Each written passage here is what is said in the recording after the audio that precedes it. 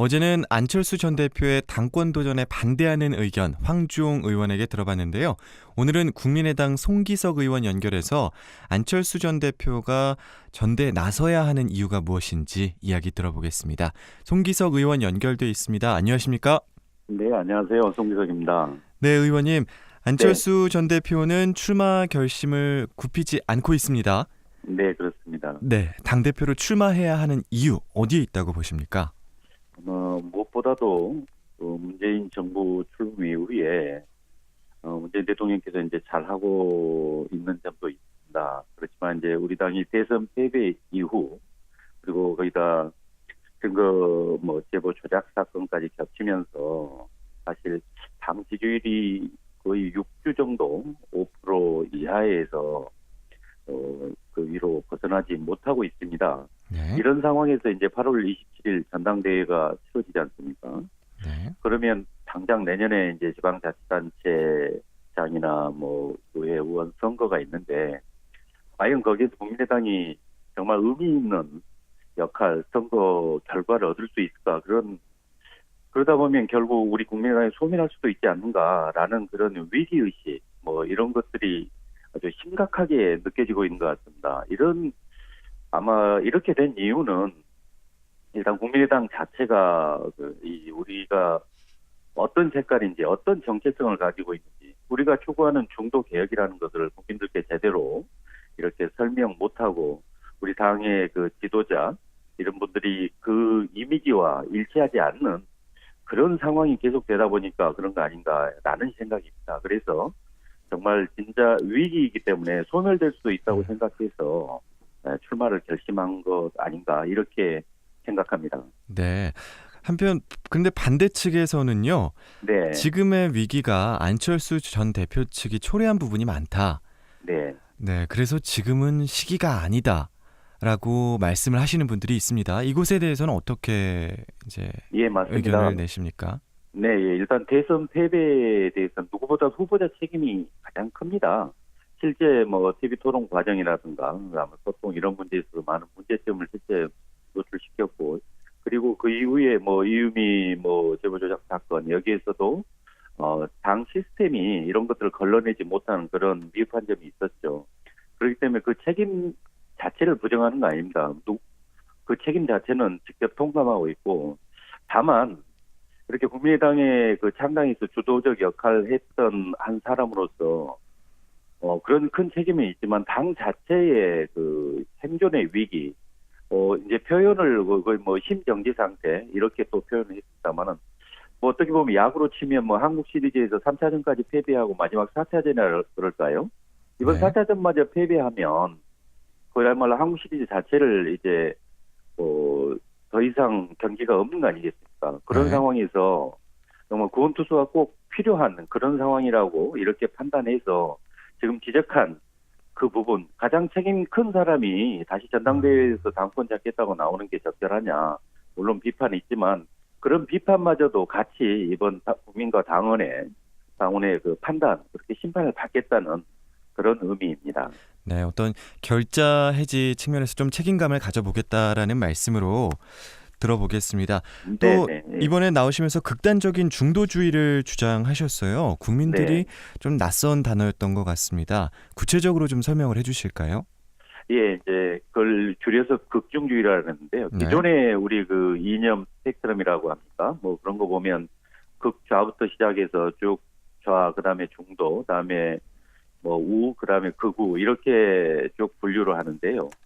특히 우리 한국적인 특수 상황에서 그렇게 좌우 이념 대결 이게 적절한지 그래서 물론 우리가 중용이라는 의미도 있지만 그와 다르게 이제는 좌우라는 그 이념 대결 이런 것을 넘어서서 그러니까 탈이념에서 말 그대로 국익과 민생 위주로 모든 문제를 해결하고 그 시각으로 바라보는 그래서 그러니까 극도로 어떤 그 중립적 입장에서 중도적 지위에서 네. 어떤 문제 해결을 하자는 그런 입장입니다. 그러다 보니까 흔히 예를 들어서 안보는 보수, 경제는 진보, 정치는 개혁 이렇게 표현을 합니다. 근데 그런 것들이 기존의 좌우 이런 잣대로는 이렇게 계측할 수 없는 그런 부분 아니겠습니까? 그쵸. 그래서 추후로도 이렇게 여러 가지 현안 문제에 있어서 그런 국익과 민생이라는 잣대로 해결해 나가겠다는 그런 강한 의지의 표현 또한 그게 중도 개혁에 가장 맞는 이념 아닌가라는 생각인 것 같습니다. 네, 그렇지만 우리 국민의당은 지금 호남 쪽 의원들이 많은 상황 아닙니까? 네, 그렇습니다. 그런데 이런 극단적인 중도주의가 예. 현실성이 있다라고 보시는 건가요? 예, 저는 물론 이제 호남 지역을 대표하는 의원 다수가 우리 국민의당 소속입니다. 그렇지만 저는 기본적으로 우리 호남 주민들의 생각 자체가 어떻게 좌우로 이렇게 치우치는 그런 성향은 아니라고 봅니다. 오히려 가운데에서 그러니까 민주화가 필요할 때는 민주화 그리고 정말 저항이 필요할 때는 그렇게 저항에 나선 말 그대로 이제 개혁적 성향에 가깝다고 보고 있습니다. 그렇기 때문에 이 호남 주민의 이런 성향을 기본 토대로 해서 그 계층을 점점 넓혀가면 이렇게 전국 정당화도 되고 결국 그 방향은 우리 당의 다수를 차지하고 있는 호남 의원들과도 크게 차이가 난다고 보지는 않습니다. 네, 그렇군요. 네. 그리고 어제 황주홍 의원, 조배숙 의원 등 당대표 출마를 반대하는 의원들과의 회동이 있어서 아주 국민들의 관심이 쏠렸었습니다.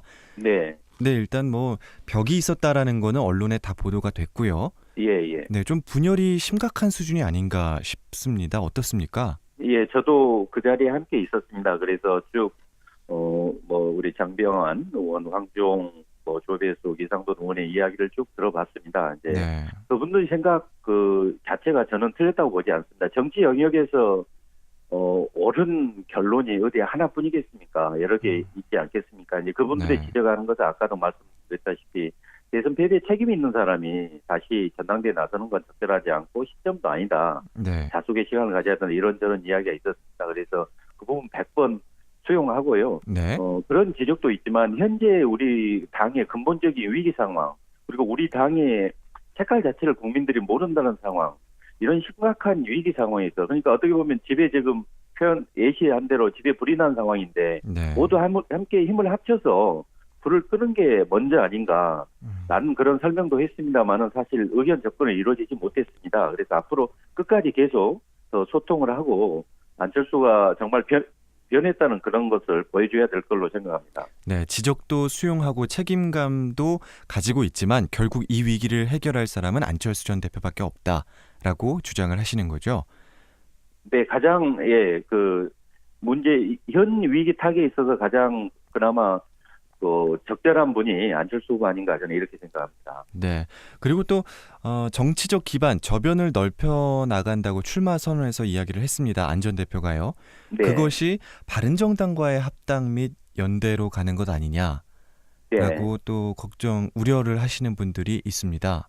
네네. 어떻습니까? 예, 그 부분은 정치적 저변, 기반 확대 이 부분은 꼭 바른정당을 염두에 둔 그 발언은 아닙니다. 사실 그 발언은 아까 극중주의하고도 연결되는데요. 네. 우리 당, 그러니까 지금 대한민국의 논란들을 보면 좌와 우 이렇게 너무 대결로 그렇게 가고 있습니다. 그래서 그런 탈이념을 반드시 이뤄내야 되는 상황인데 그러려면 어떤 것을 이념적 기반으로 해야 되느냐라고 봤을 때 네. 이제는 국익과 민생을 기반으로 하는 그런 극중주의도 살려야 된다. 그래서 중도 개혁 이것들을 같이 지향하는 그런 우리 세력, 이제 국민들 자체가 이제 두텁게 형성되면 중도 개혁층에 의한 또는 그걸 표방하는 정당에 의한 집권 이런 것들이 이루어지지 않겠느냐라는 생각이고요. 그것은 반드시 바른정당만을 염두에 두는 게 아니고 네. 우리 중도가 좀 확장돼 가면 민주당 내에서도 합리적 개혁 이걸 생각하는 분들도 함께 할 수 있다. 그런 거고 1차적으로는 안철수 대표가 그 발언에 내포한 의미는 그동안의 대선 과정에서 나타난 불통 그런 의미에서 충분히 기본적으로 우리 당의 구성원, 우리 당과 함께 할 수 있는 분들과 이렇게 소통을 넓혀가고 앞으로 어떤 의사 결정에서 그런 분들의 의사가 반영되는 그런 구조를 만들겠다라는 것을 표현한 내용이었습니다. 네. 그렇군요. 네. 지금 또 정동영 천정배 의원 측은 결선 투표로 가면 승산이 있다라고 얘기를 하거든요. 네. 그러면 송 의원님께서 보시기에는 1차 네. 투표에서 안 전 대표가 과반 득표로 승리할 수 있다고 보십니까? 예.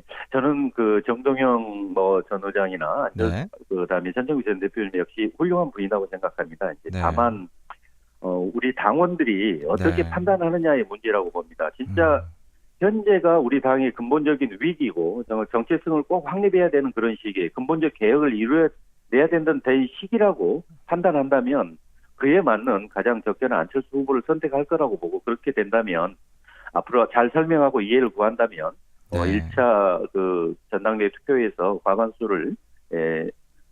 과반수 넘는 지지를 얻을 거라고 확신합니다. 네.